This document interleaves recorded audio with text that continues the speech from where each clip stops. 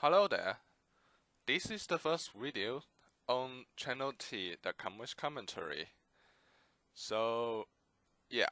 So this video has two parts.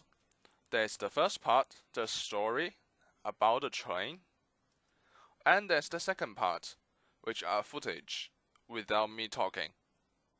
So if you don't want to know my story and don't want to hear me talking, click the link on the screen to skip to the second part. So yeah. So these footages are recorded in one of my recent trips to China. And I have been taking two surveys, as you can see in the video. So one of them will be it is actually a Hong Kong Railway MTR International InterCity service to the capital of China, Beijing, which has a train number of Z97. And you have another one which is from Beijing back, which I make the stop in Guangzhou. That is the Z35.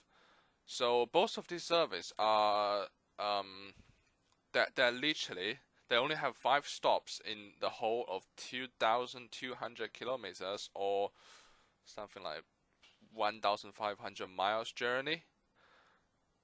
Only 5 stops. So they're pretty direct services, and they're going pretty fast, going 160 kilometers per hour, which is an average of say 100 miles per hour. So yeah, they're pretty fast, pretty direct services. The whole journey taking from Hong Kong to Beijing takes 22 hours ish. It was an hour late or something, but it's still pretty impressive for such a long distance. Anyway,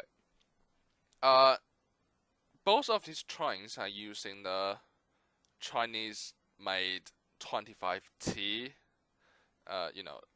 classes or 25T train carriages. So they're capable of doing 160. Obviously, the train is doing 160. So, they are not. Actually, you know what I'm going to do? I'm going to pop an image on the screen right now. That is a picture of the train, except it's in a terrible, terrible green, which they just painted recently. I do not know the reason why, but that's what happened. Because maybe they want their trains looks as they were in the 70s. Yeah. Anyway, let me talk a little bit more about this line. So it is a very old line. I think both infrastructure on both sides of the Yangtze River, which goes through in Wuhan for this line, is built around 100 years ago. 100, maybe even longer than that, I'm not sure. But the time they connect was in 1957. So even though you can see some footage of the recent built high-speed train, which I don't really like, in China, up there on the bridges, but actually this line is the old and always in use line, and it's very busy. Even one of these direct trains has to wait numerous times for other trains to pass and to get in of the stations during the way. So yeah, that's a thing. And also, they just mentioned train 25T. It is, I think the origin of it is from one of the trains in Belgium. And originally, it was called the 25T BSP. So the BSP was a a corporation, no, a mixed product from Sifang, from CSR, so China Southern Railway, making company-ish. They make locomotives and metro. Let me just say underground. They make underground trains too, and they make carriages for the the intercity trains. And Bombardier, yeah. So that's a Canadian company, as you may or may not know. So that's a very good product. So I'm going to put a picture of 25T BSP on the screen as well. Unfortunately, this train isn't using that. I'm not sure why, because there aren't that many international trains in China. So, using a Canadian carriages to do this line is reasonable. So, but, they did not use it. And there's no soft seating on this train. Soft seating is what they call a equivalent of, I would say first class, but the condition is actually like second class in trains in Europe. So, second class sitting, you can save money on that, and it's pretty comfortable and stuff like that. However, they only have what I took, sleepers, or the hard seating, which is not even on our part of the train when we go into Beijing.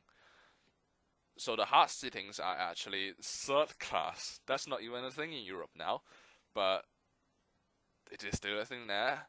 And yeah, it is pretty full, I would say. It's like a football match day when people are going from the north to London, something like that. And those seats are very uncomfortable and it's very crowded in there. So I don't know. That's like third class.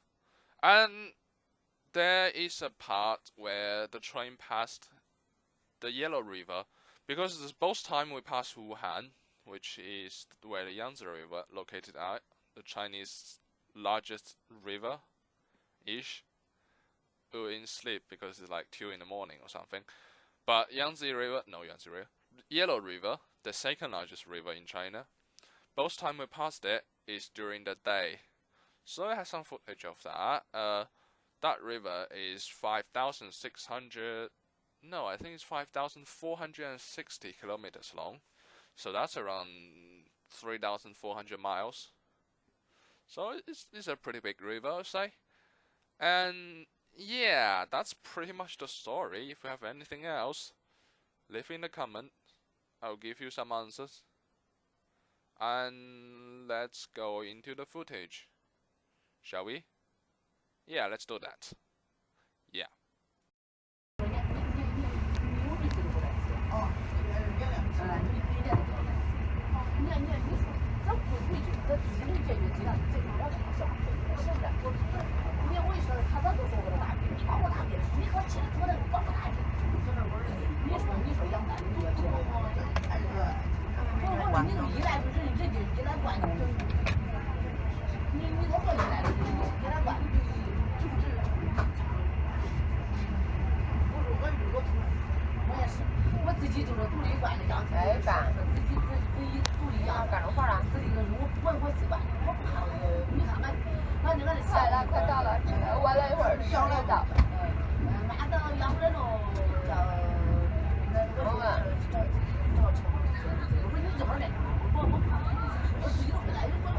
我干嘛的话，我有点打多少车了？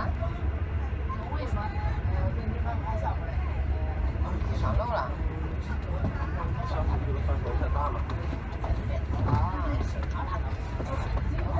俺妈不说，你说。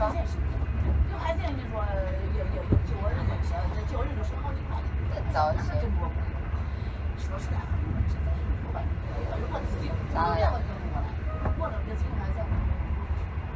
前几天都没事儿，今儿晚上，以前呢？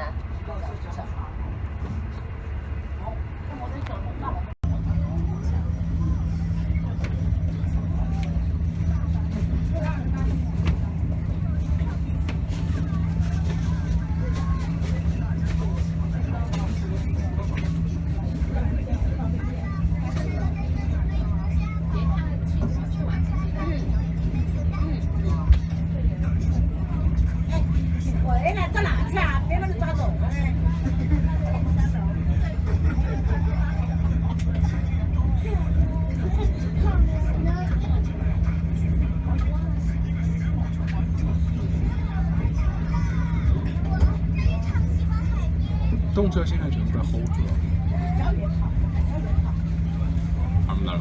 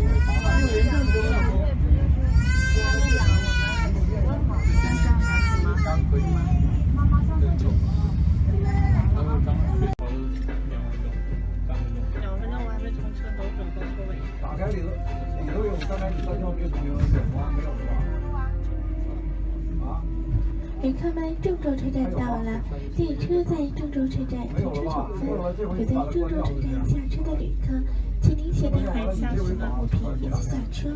下车时，请您不要拥挤，注意防止踩空、踩滑而发生意外。需要下车散步和购买物品的旅客，请您不要越离车厢，注意听开车铃声和列车员的提示，及时上车，以免耽误您的旅行。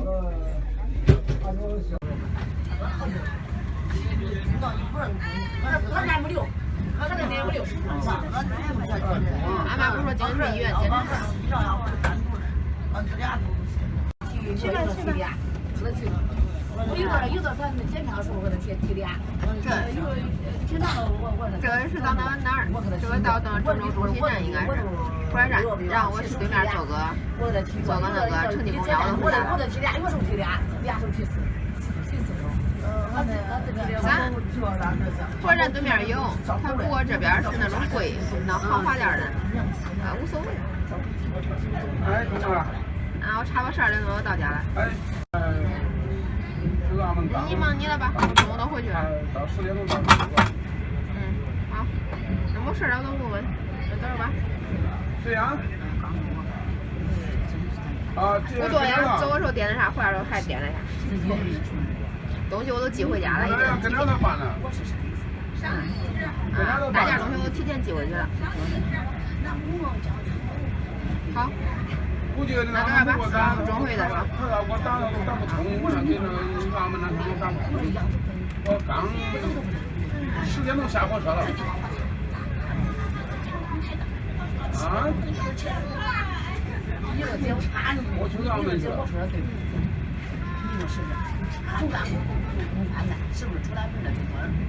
去，哎，那你给俺等着我呗，我开个车过去，咱4分钟过去。装把伞打出来。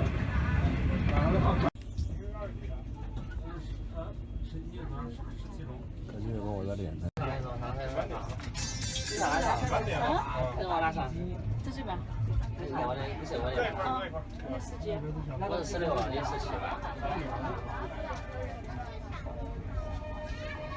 票，给你了。给我。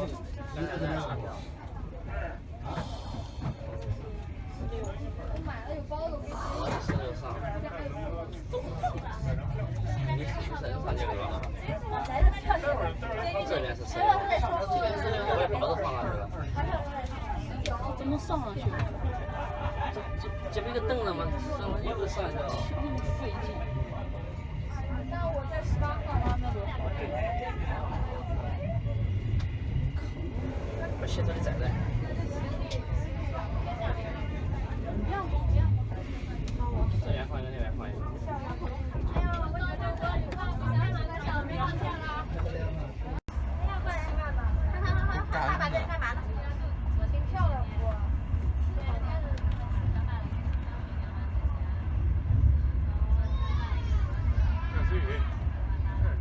Hope you have enjoyed this video.